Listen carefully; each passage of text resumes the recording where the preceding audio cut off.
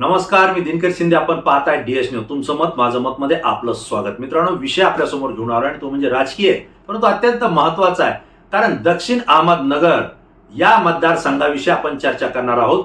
ज्या मतदारसंघामध्ये विखे परिवार हा जो सत्ताधारी आहे, प्रस्थापित आहे, मातब्बर आहे, याच कुटुंबातले सुजय विखे पाटील जे की खासदार होते, खासदार म्हणून निवडून आले होते, तेच पुन्हा एकदा भारतीय जनता पार्टी महायुती म्हणजेच एनडीए कडून त्या ठिकाणी पुन्हा एकदा निवडणुकीला सामोरं जात आहेत. मित्रांनो, विखे पाटील हे जर नाव घेतलं तर महाराष्ट्रातल्या बोटावर मोजण्या इतके जे राजकीय परिवार आहेत त्यापैकीच एक परिवार आहे, ज्यांचं शरद पवार ही बारामतीचे जे पवार आहेत यांचं आणि विखे पाटलांचं हे एकमेकांसोबत किती पटतं किती नाही पटत हे संपूर्ण महाराष्ट्राला माहिती आहे. विखे परिवार आणि पवार परिवार यांच्यामधून विस्तू सुद्धा आडवा जात नाही आणि म्हणूनच शरद पवार यांनी राष्ट्रवादी स्थापन केल्यानंतर विखे पाटील हे काँग्रेसचे मातब्बर नेते आणि जबाबदार नेते म्हणून त्यांच्याकडे जबाबदारी सुद्धा आली होती. मित्रांनो, राधाकृष्ण विखे पाटील हे जर पाहिलं तर या प्रस्ताकडे पूर्ण राज्यातले अनेक मंत्रिपद त्यांनी त्या ठिकाणी कारभार पाहिलेला आहे. त्यासोबत त्यांच्या जिल्ह्यामध्ये आणि पश्चिम महाराष्ट्रातल्या काही भागामध्ये त्यांचं वर्चस्व आहे, कारखानदारी आहे, शिक्षण संस्था आहेत, मोठे मोठे उद्योग आहेत आणि यासोबत म्हणजे त्यांची जी काही सत्ता म्हणतो आपण किंवा मालमत्ता म्हणतो आपण ही अमाप आहे. आणि त्यांच्याच कुटुंबातून सुजय विखे पाटील हे गेल्या पंचवार्षिक निवडणुकीमध्ये भारतीय जनता पार्टीकडून लोकसभेला खासदार म्हणून त्या ठिकाणी निवडून आले होते. परंतु आज पुन्हा एकदा त्यांनाच भारतीय जनता पार्टीनं दक्षिण अहमदनगरमध्ये उमेदवारी दिलेली आहे आणि आता ते त्या ठिकाणी निवडणूक लढतायत. परंतु त्यांना ही निवडणूक जड जाताना दिसते, कारण त्यांना ही निवडणूक सोपी नाही. हे का घडलं, कशासाठी घडलं आणि अशी चर्चा का होते, त्याचं कारण आहे की या मतदारसंघामध्ये जनशक्ती विरुद्ध धनशक्ती म्हणजेच धनशक्ती विरुद्ध जनशक्ती असा जो लढा त्या ठिकाणी निर्माण झालेला आहे, होतोय, हेही आपल्याला त्या ठिकाणी पाहायला मिळतंय. त्याचं कारण असं आहे की राष्ट्रवादी शरद पवार गटाकडून आमदार म्हणून निवडून आलेले, जे पहिल्यांदा आमदार म्हणून निवडून आले आहेत ते निलेश लंके हे जे आमदार आहे ते सामान्य कुटुंबातले आलेले एक व्यक्तिमत्व आहे, गोरगरिबात मिसळणार आहे, सामान्यामध्ये राहणार नेतृत्व आहे.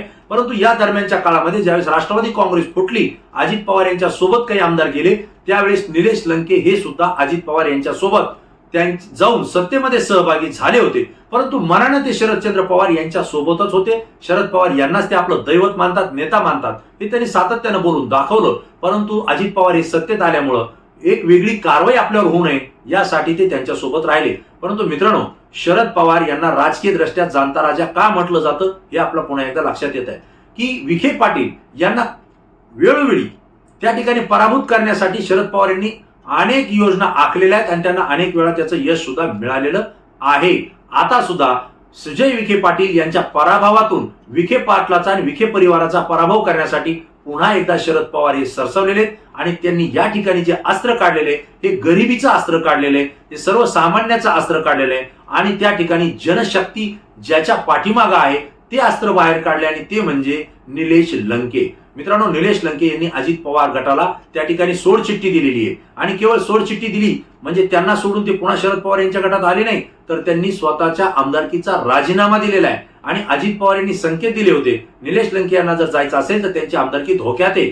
म्हणजे पहा, ज्या अजित पवारांनी शरद पवार यांना सोडून सत्तेमध्ये सहभागी झाले त्यावेळेस मात्र त्यांची आमदारकी धोक्यात आली नाही, त्यांचं मंत्रिपद धोक्यात आलं नाही, पक्षांतर बंदी कायदा लागला नाही, उलट पक्षही त्यांना मिळाला, चिन्हही त्यांना मिळालं. मात्र निलेश लंके जात असताना त्यांची आमदारकी धोक्यात येते, कारण ते पक्षविरोधी कारवाया करतायत असं त्यांच्याविषयी बोलले गेलं. परंतु निलेश लंके यांनी स्वाभिमानानं त्या ठिकाणी आपल्या आमदारकीचा कालावधी असताना सुद्धा थेट राजीनामा दिला. यावेळेस ते भावनिक झाले होते, परंतु निलेश लंके यांनी खासदारकीसाठी राजीनामा दिला.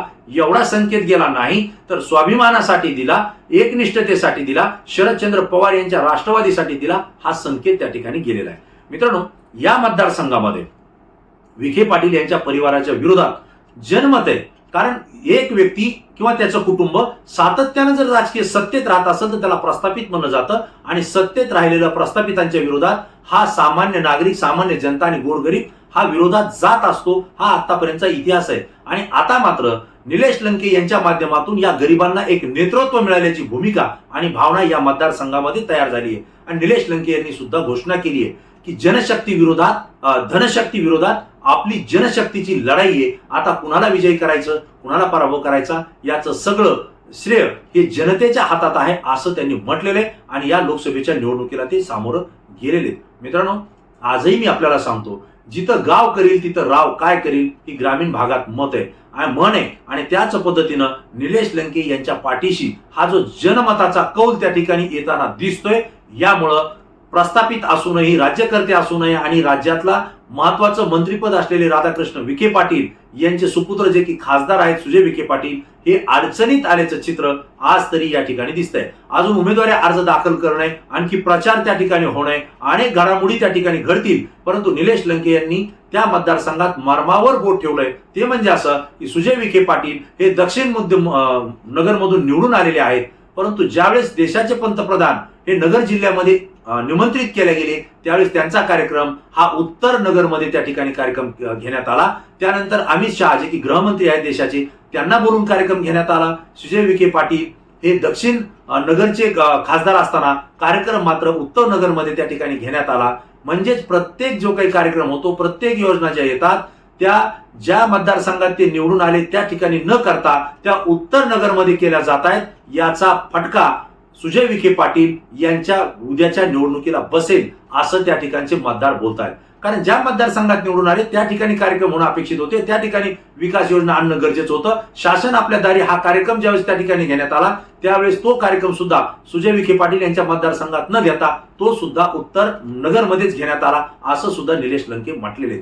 मित्रांनो, या सगळ्या घडामोडीचा अभ्यास केला असता डीएस न्यूजचे प्रतिनिधी ज्यावेळेस नगर जिल्ह्यामध्ये फिरतायत त्यावेळेस एक गोष्ट लक्षात येते की त्या ठिकाणचा जो लढा आहे तो महायुती विरोधात महाविकास आघाडी असा तर आहेच. पंतप्रधान नरेंद्र मोदी यांना निवडून द्यायचं का निवडून द्यायचं नाही याही मतप्रवाहामध्ये आहे.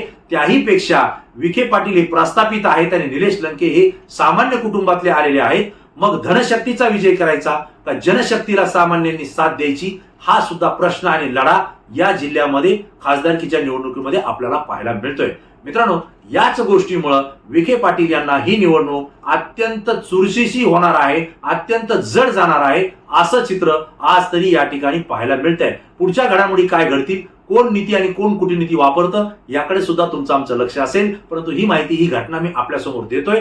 मित्रांनो, याविषयी तुम्हाला काय वाटतं, तुमची प्रतिक्रिया महत्वाची आहे. या राज्यात होणाऱ्या निवडणुका या धनशक्ती विरुद्ध जनशक्ती होतील का, त्याचा परिणाम आणि फटका नगर जिल्ह्यामध्ये प्रस्थापितांना बसताना आपल्याला पाहायला मिळेल का, ही प्रतिक्रिया तुमची सुद्धा मला महत्वाची आहे. कारण तुमची प्रतिक्रिया संपूर्ण महाराष्ट्रातून आहे आणि ती अत्यंत अभ्यासू असते, म्हणून ती आमच्यासाठी महत्वाची असते. पुन्हा नवीन विषय, नवीन मुद्दा घेऊन आपल्यासमोर येईल. तोपर्यंत धन्यवाद.